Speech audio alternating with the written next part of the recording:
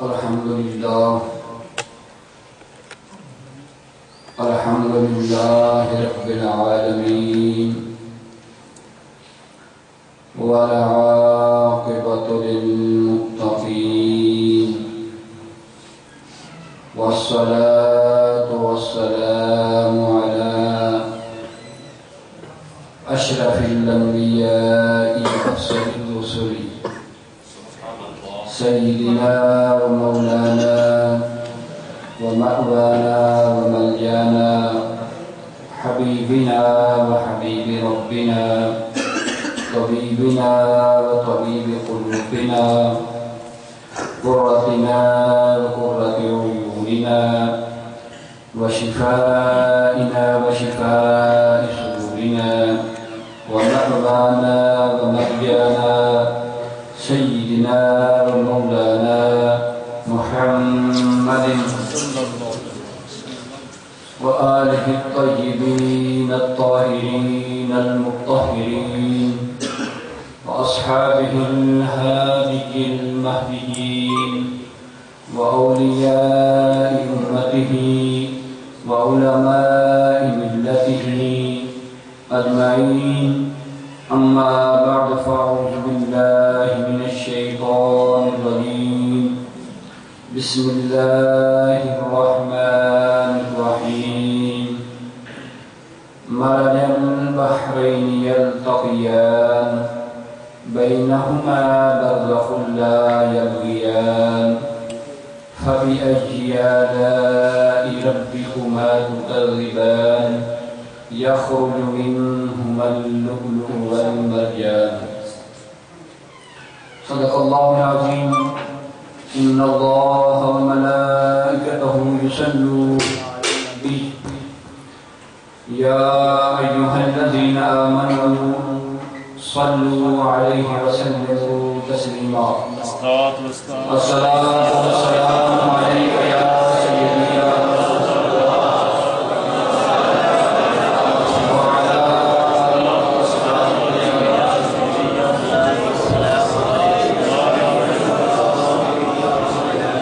الصلاة والسلام عليك يا سيدي يا سيد القومين وعلى آلك وأصحابك يا سيدي يا جد الحسن والحسين.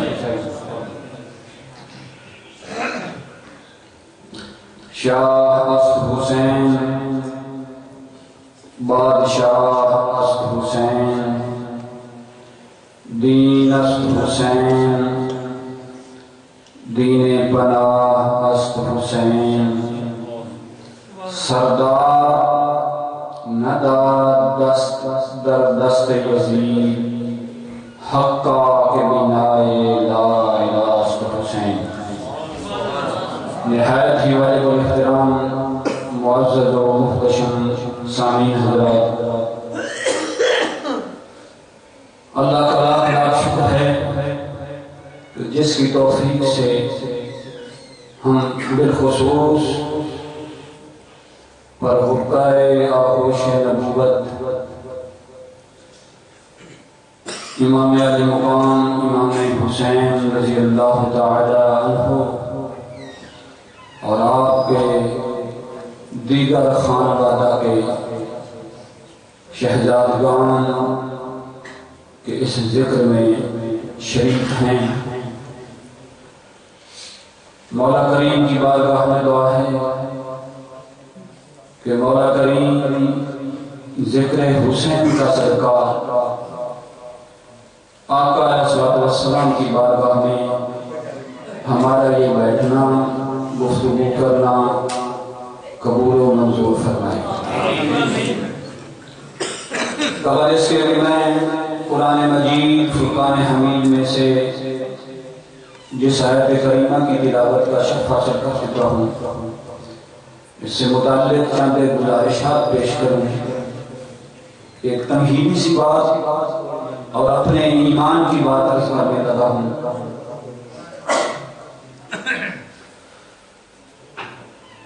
کہ ذکر حسین کی محفل ہے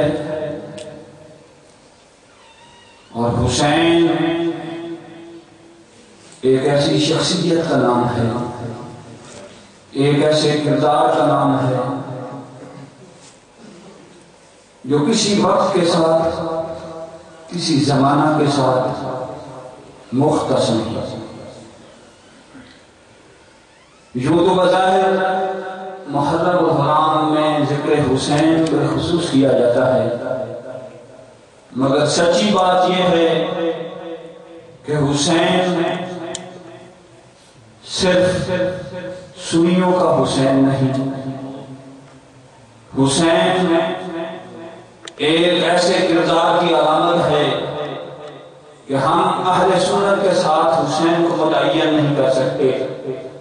حسین صرف سنیوں کا نہیں، حسین صرف شیعوں کا نہیں، بلکہ اگر کھل کر عرض کروں تو حسین صرف اسلام کا نہیں، حسین سارے انسانوں کے لیے کردار کی علامت ہے.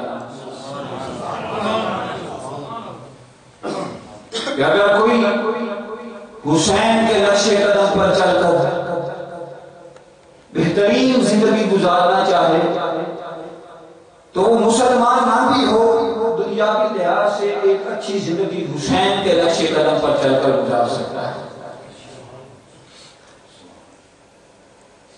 اس لیے حسین کا ذکر نہ کسی رات کا محتاج ہے، نہ کسی دن کا محتاج ہے. ہر رات رات حسین ہے، ہر دن دن حسین ہے، ہر لمحہ لمحہ حسین ہے، ہر سال سال حسین ہے. جب بھی حسین کا ذکر کرو گے تمہیں حق و باطل میں فرق نظر آئے گا. جب اپنے اندر اپنا محاسبہ کرنا چاہو تو حسین کو یاد کرو، تمہیں اپنے کردار میں حق اور باطل کا فرق نظر آئے گا. نبی کریم نے ارشاد فرمایا مرج البحرین یلتقیان، اور اس کی تفسیر مختلف مفسرین نے مختلف کی ہے.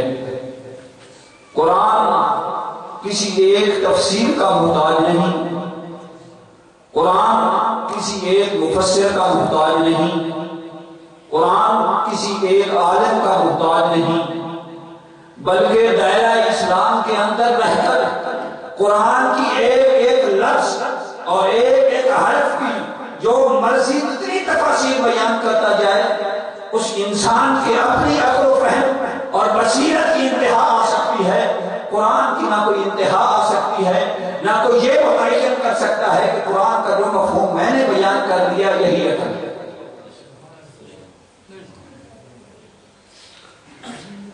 اس کی تفسیر امام ابن کثیر نے اور سب سے بڑھ کر حضرت عبداللہ بن عباس نے تنویر المقیاس میں بیان فرمایا ہے. اور حضرت عبداللہ بن عباس رضی اللہ تعالیٰ عنہ امت محمدیہ کے پہلے مفسر ہیں کہ جنہوں نے قرآن کی تفسیر لکھی. امت محمدیہ میں سب سے پہلے کتابی شکل میں آئی وہ حضرت عبداللہ بن عباس رضی اللہ تعالیٰ عنہ کی تفسیر ہے. وہ بھی بیان فرماتے ہیں، صاحب کتاب الدرر نے بھی بیان فرمایا ہے کہ مرج البحرین، دو سمندر آپس میں ملے. مرج البحرین یلتقیان، دو سمندر آپس میں ملتے ہیں. اور وہ سمندر کون سے سمندر ہیں؟ مفسرین بیان فرماتے ہیں کہ ایک سمندر کا نام بحر ولایت علی رضی اللہ تعالیٰ عنہ ہے، اور دوسرے سمندر کا نام عصمت و عفت فاطمہ الزہرا رضی اللہ تعالیٰ عنہ ہے.